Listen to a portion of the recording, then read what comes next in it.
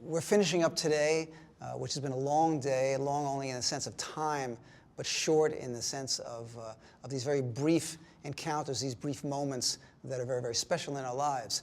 Because we live for these moments, these unique and special mini seconds of joy and pleasure and richness. And in this instance, with Guillaume and Emily, we're talking about, in contrast to some of the other domains that have a very, very long history, a domain that has just recently begun. And Guillaume and Emily, Guillaume certainly produced his first wine under his name in 2007. Yeah.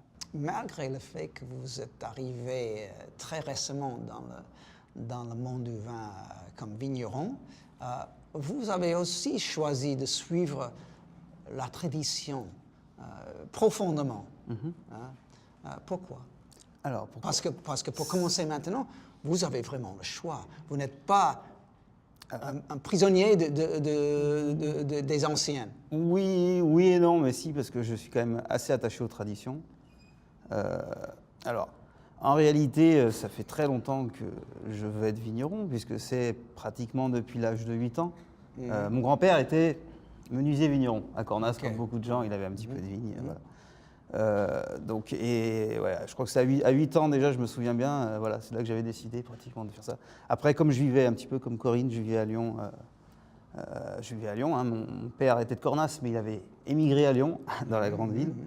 Donc je m'étais un petit peu écarté, j'y suis resté jusqu'à 20 ans. Même si je revenais... Et votre père, il est parti de Cornas quand? Il est parti dans les années, tout de suite, dans 60, 70, voilà. Pourquoi? Parce que, son grand-père était vigneron, hein, c'était la famille Juge. La famille Juge, Marcel Juge. Voilà, ouais. Donc, famille. Oui, voilà. Donc Albert Juge, le père de Marcel Juge, et donc il l'avait très bien connu. Mais sauf qu'à l'époque, lui, il connaissait, c'était la misère, quoi. Donc partir à Lyon, c'était un moyen de gagner la travailler, vie. voilà, de travailler correctement. Voilà. Il était enseignant, et voilà. Et c'est vrai que pour lui, être vigneron, bah, lui, il avait connu ça. C'était pas une bonne chose, quoi. Voilà. Donc, pendant très longtemps, il voulait pas trop que j'y revienne, quoi. Voilà. Mais finalement, j'y suis revenu parce que un petit peu, voilà, j'avais mon bac, j'étais allé à l'université, mais ça s'arrêtait là et puis il n'y avait plus rien qui m'intéressait vraiment. Et puis il y a eu cette occasion, en fait, moi, si je suis là aujourd'hui vigneron, c'est une succession de rencontres. Alors, c'était mon grand-père au départ, bien sûr. Bon, ça, c'est assez simple. Hein. Non, vous avez retrouvé les racines. Oui. Voilà. Mais vous avez sauté une génération. Voilà, c'est ça. Et puis, donc, la rencontre qui a le plus compté, pratiquement, donc, voilà, c'était en 2000, donc, un peu hors de la scolarité, voilà. Tout ce qui me restait, c'était ou l'armée, donc c'est préférable d'entrer dans les vignobles au lieu de faire la guerre. Voilà. Okay. Ou revenir ça, c'est assez sage. À mon envie de jeunesse. Et il se trouve qu'il y a quelqu'un de Cornas, un dénommé Robert Michel, qui cherchait un apprenti. Et ça a commencé comme ça en 2000. Voilà. Et vous avez bien tombé sur un des comment on dit, des dieux de l'appellation, un des 2, 3 qui avec le plus grand renom. Non, mais tout à fait, voilà. Et donc voilà, je suis arrivé chez Robert en 2000. Et grâce à ça, nous avons rencontré l'un à l'autre, parce que moi j'ai travaillé depuis très très longtemps avec Robert Michel, et voilà, Guillaume Gilles arrive au moment parfait pour moi. Parce que on a eu peur que moi je serais sans Cornas. J'ai déjà perdu mon grand vigneron d'Hermitage, Michel Ferreton, et puis 10 ans après, je suis en train de perdre ma référence formidable dans l'appellation Cornas, et grâce à quelqu'un, je ne sais pas exactement pourquoi, les choses passent comme ça, et vous êtes arrivé. C'est remarquable ça. Oui, bah, bonne fortune pour nous. Ah, mais ouais, et pour moi aussi. C'est qu'une succession de Parce que pour vous, pour commencer, pour avoir quelqu'un, un client fidèle tout de suite, avec la capacité d'acheter un peu de vin sans problème, c'est génial ça. Ah, mais oui, bien sûr. Et donc, nous avons commencé tout de suite avec votre premier vin, et on va continuer comme ça, sûrement. Mais donc, je retrouve la question de pourquoi vous avez décidé de mettre votre style dans l'ancienne tradition. Alors, moi, je vais raconter. Voilà. Avant d'arriver chez Robert, et même avant, j'ai fait un peu des études, j'ai fait un BTS Vitivino, voilà, tout ce qu'on... moi, donc, ce que je me souvenais de mon grand-père, c'était qu'il coupait du raisin, il le mettait dans une cuve, et puis après, il sortait du vin, voilà. Et donc, il y avait ce côté un peu... Allez, je ne savais pas ce qui se passait entre les deux, voilà. C'était un petit peu magique. C'est-à-dire, magique. il n'a pas du Voilà. tout surveillé le vin pendant Si, peut-être, moi je m'en souviens pas, mais voilà, mais il y avait ce côté magique, quoi, voilà, je savais pas du tout, voilà. Alors après, c'est vrai, donc je suis arrivé chez Robert, et il se trouve que Robert faisait la même chose, enfin, il n'y avait pas bien de différence, voilà. Bon.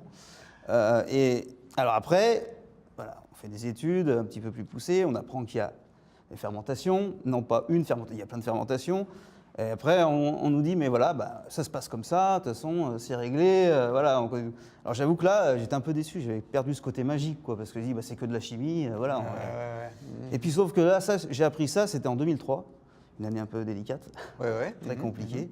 Et il se trouve qu'en 2003, tous les œnologues, il y en a pas mal qui se sont plantés. Oh, En fait, les œnologues adorent les millésimes comme 2003, parce que tout le monde a besoin de conseils. Mais il se trouve que voilà, en fait, et moi, alors à cette époque-là, je n'étais plus chez Robert, j'étais sur un autre domaine. Donc Robert faisait du cornas, donc uniquement du rouge, excellent, enfin pour moi c'était... Mais alors, j'avais envie de connaître un petit peu la vinification en blanc. Je voulais pas trop m'éloigner de Cornas parce que j'avais déjà récupéré les vignes de mon grand-père, un demi-hectare que je faisais le week-end. Demi-hectare. Un demi-hectare, Ouais, demi-hectare. Alors donc on a parlé d'un domaine sur Mauve qui faisait des blancs qui étaient pas mal, voilà. Et c'est vrai qu'au début je suis arrivé comme ça, mais comme donc je suis allé chez j'ai atterri chez Jean-Louis Chave à Mauve, voilà. Et en 2003 j'y étais. Et voilà, alors il se trouve que Jean-Louis Chave, eh ben je me suis dit oula, c'est un plus gros domaine quand même, ça va être différent. Nettement plus important, sûrement, comme pour production, mais aussi assez renommé. Oui. Mais il se trouve qu'au niveau de la méthode, c'était pas très différent de ce que faisait Robert. Voilà. Et finalement, de ce que je fais moi. Donc, vous étiez confirmé.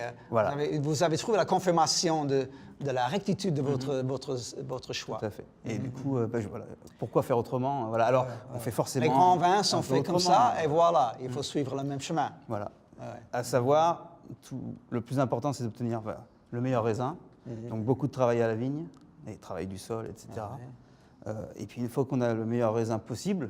Après, sûrement si vous ne grappez pas, parce qu'il faut ramasser les raisins mûrs et saines. Et donc à partir de ce moment-là, quand on a une belle matière première, et ben, moi je me dis, mon rôle c'est de ne pas l'abîmer, voilà, donc de faire en sorte, en essayant de faire le moins d'interventions possible, d'obtenir quelque chose de bien. Voilà. Et Émilie, pour vous joindre un peu dans la conversation, dans notre entretien, vous ne venez pas du secteur du vin. Ah non, moi non, je m'occupais des personnes âgées dans les maisons de retraite. Et vous êtes content avec cette mode de vie qui est aussi compliquée comme vigneron? Bah, tout doucement, il m'a fait goûter le vin, tout doucement, il m'a fait rentrer dans les vignes, et puis du coup, bah, j'ai repris mes études. Je fais un BPREA Viti, donc à Tournon. J'ai repris. Ok. Donc, Guillaume était le séducteur. Voilà. Ok, formidable. Il est formidable comme ça. Voilà. Ça, c'est remarquable. Donc, vous, pour moi, c'est votre génération me donne beaucoup de richesse. Je reste optimiste, malgré cette transition très difficile maintenant. Parce qu'économiquement, avec l'invasion d'argent dans le monde du vin, le péril qu'on regarde dans certains secteurs les plus renommés, soit Bourgogne, soit Bordeaux, il y a un changement très dramatique.